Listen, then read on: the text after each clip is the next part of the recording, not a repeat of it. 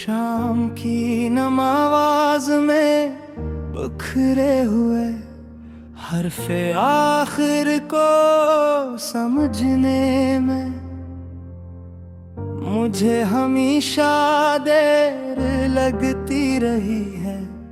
शायद इसलिए कि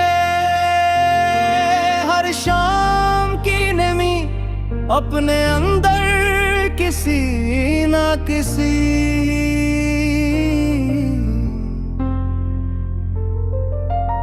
अधूरे जुमले की ठुकन छुपे रखती है। आज भी जब मैंने खिड़की के किनारे बैठकर उस मध्यम रोशनी को महसूस किया तो यूं लगा जैसे कोई पुरानी तहरीर हवा की अंगुलियों पर बैठकर मेरे दिल की समत सफर कर रही हो। ये हरफे आखिर वैसा नहीं था जो किताब के अख्ताम पर लिखा जाता है। ये वो हर्फ था जो दिल के अंदर बेकार पड़ी हुई यादों से लिपट कर किसी गाही सांस की सूरत में बाहर आने की तड़प रखता कर मैंने इस हर्फ को समझने के लिए अपने अंदर की खामोशी को देर तक कटोला।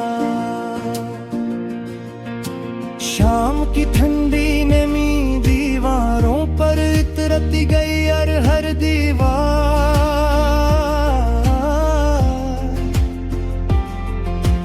अपने अंदर किसी पिछले मौसम की परछाएं जगाती रही।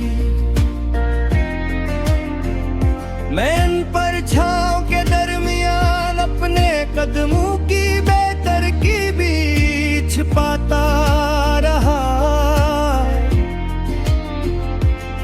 कहीं ऐसा न हो कि शाम की आवाज मुझे मेरे ही खौफ से आशना कर दे।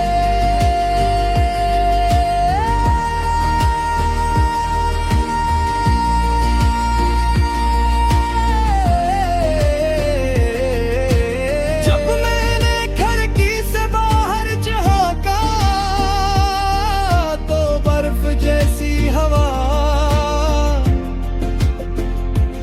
अपने अंदर हल्की सी शिकस्त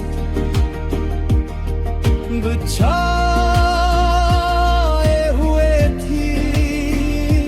मैंने महसूस किया कि ये शिकस्त शायद असी हर्फ की जड़ों से फूटी है जो शाम के साथ मेरे अंदर आकर टूटता है। मैंने सोचा हर फेर आखिर इतना भारी क्यों होता है। शायद इसलिए कैसी में वो तमाम एहसास छुपे रहते हैं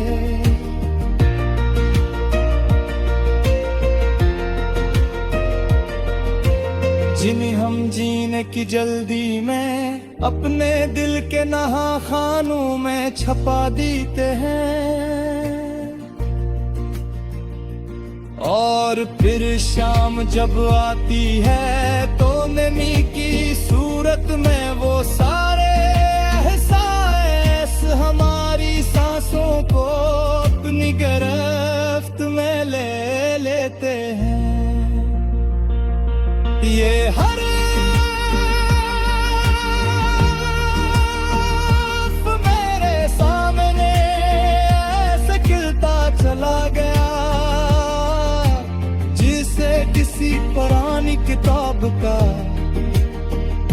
उजाला था रुक,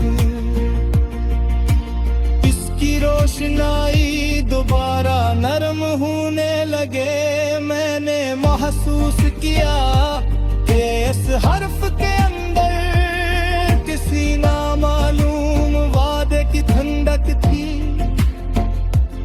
और वो ठंडक मेरे दिल की दीवार पर हल्के हल्के लरजती रही।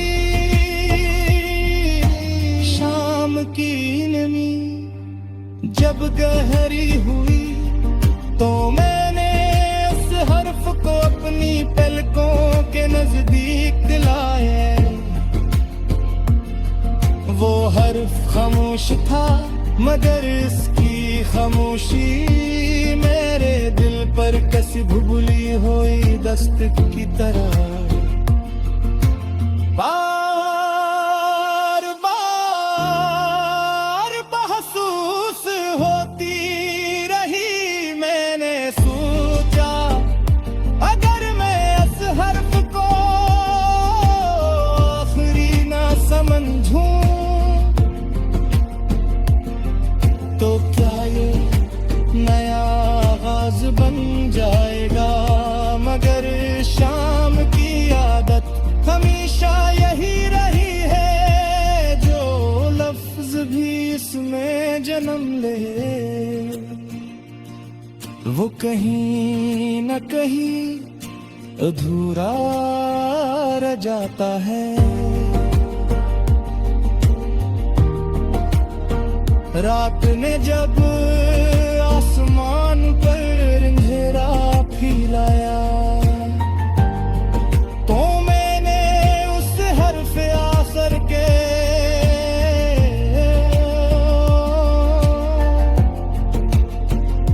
अपने अंदर किसी चिराग की मानंद रख दिया। शायद इसी चिराग की रोशनी में मैं कल